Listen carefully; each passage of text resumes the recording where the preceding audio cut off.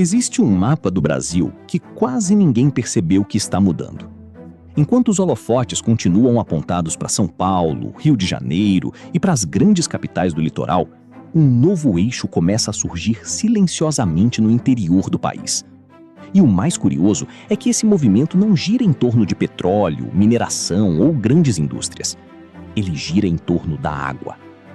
No encontro entre Paraná e São Paulo, uma região pouco conhecida pela maioria dos brasileiros começou a chamar a atenção de investidores, políticos e empresários do turismo. O nome parece simples, mas carrega um peso estratégico enorme: Angra Doce. À primeira vista, parece apenas mais um projeto turístico, um destino de natureza, esportes aquáticos e descanso. Mas quando você olha mais de perto, percebe que talvez exista algo muito maior acontecendo ali. Porque a Angra Doce não está sendo construída apenas como um lugar bonito para viajar. Ela está sendo estruturada como um novo polo econômico no coração do Brasil. Criada oficialmente em 2019, a Angra Doce reúne 15 municípios espalhados entre o norte do Paraná e o interior paulista, todos conectados pela gigantesca represa do Rio Paranapanema, formada pela usina hidrelétrica de Chavantes. São mais de 400 quilômetros quadrados de água doce, uma dimensão tão grande que muitos já chamam a região de Angra dos Reis do interior. Mas existe uma diferença importante. Enquanto o litoral brasileiro já está saturado, caro e extremamente disputado, a Angra Doce ainda está começando. E talvez seja exatamente isso que torne essa região tão estratégica. Porque quando um território ainda está em formação, quem chega primeiro normalmente controla o futuro. E o que chama a atenção é a velocidade com que tudo começou a mudar. Cidades pequenas e antes esquecidas começaram a receber investimentos em hotéis, resorts, condomínios, marinas e infraestrutura turística. Ribeirão Claro, Carlópolis, Piraju e Jacarezinho passaram a aparecer em feiras nacionais de turismo e projetos de desenvolvimento regional. De repente, um lugar que antes vivia basicamente da agricultura começou a se transformar em uma nova fronteira econômica. Mas talvez o mais interessante seja entender por que isso está acontecendo agora. Nos últimos anos, o Brasil começou a enfrentar um problema silencioso: a superlotação e o desgaste dos grandes centros urbanos. O litoral ficou caro, o trânsito virou rotina, a violência aumentou e muita gente começou a procurar qualidade de vida fora das capitais. Ao mesmo tempo, o turismo mudou. O turista moderno não quer apenas praia cheia e resort lotado. Ele busca experiência, natureza, exclusividade e contato com o ambiente. E é exatamente aí que a Angra Doce entra.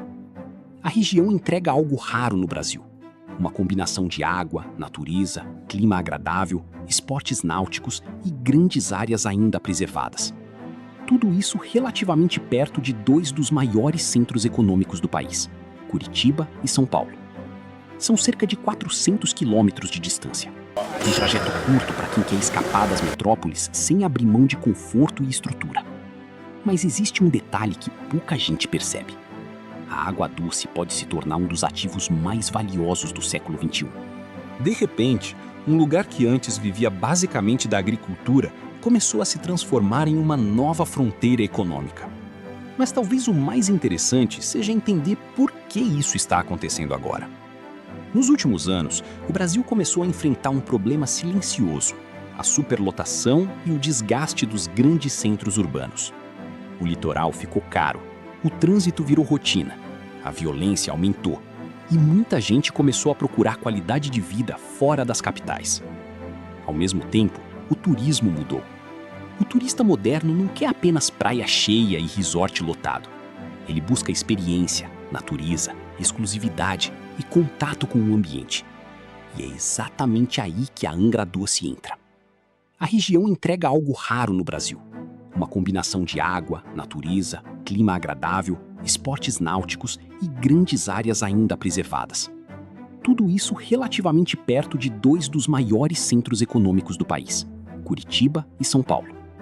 São cerca de 400 quilômetros de distância. Um trajeto curto para quem quer escapar das metrópoles sem abrir mão de conforto e estrutura. Mas existe um detalhe que pouca gente percebe. A água doce pode se tornar um dos ativos mais valiosos do século XXI. Enquanto várias regiões do mundo enfrentam crises hídricas severas, o Brasil concentra uma das maiores reservas de água doce do planeta. E a Angra Doce está justamente no centro de uma área privilegiada nesse aspecto. Isso significa que o projeto pode ir muito além do turismo.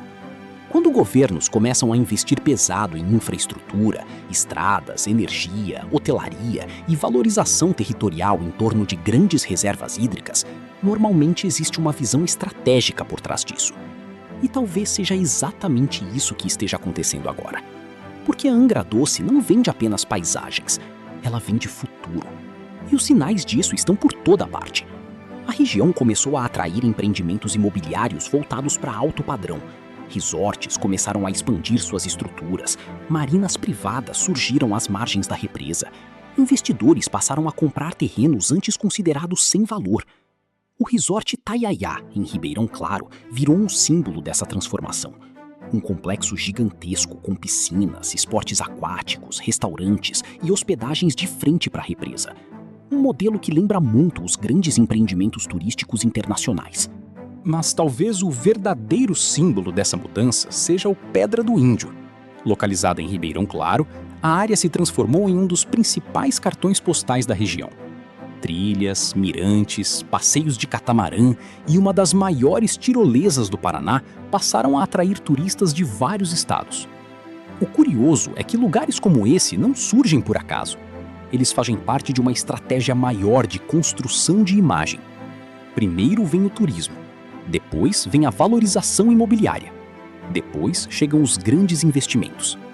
E quando isso acontece, o território muda completamente. A própria história da região ajuda a entender esse movimento.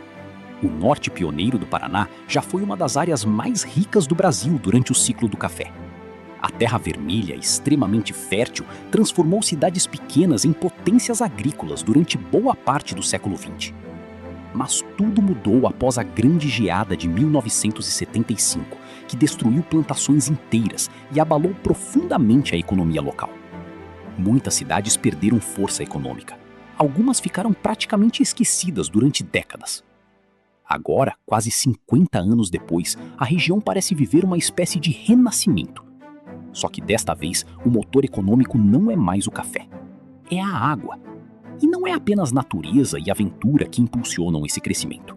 A Angra Doce também começou a explorar turismo religioso, gastronomia artesanal e experiências rurais sofisticadas.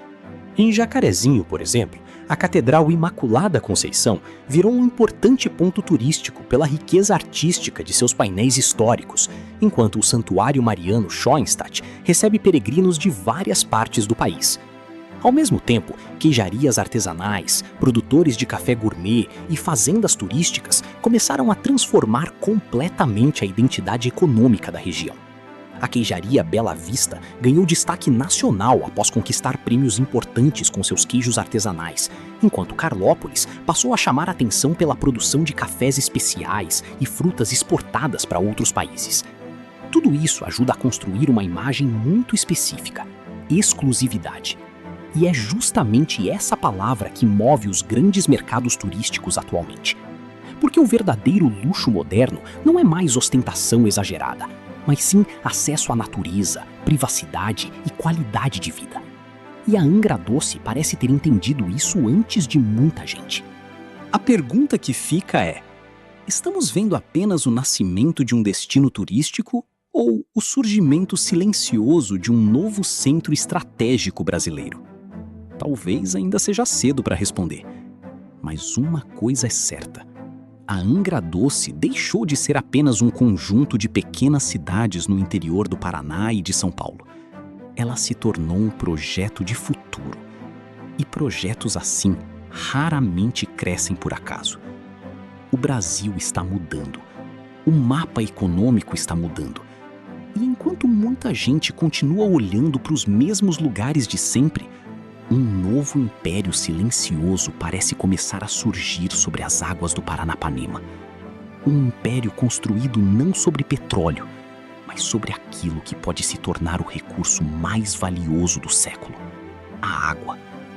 E talvez, daqui a alguns anos, quando todo mundo finalmente perceber o que está acontecendo ali, já seja tarde para chegar primeiro.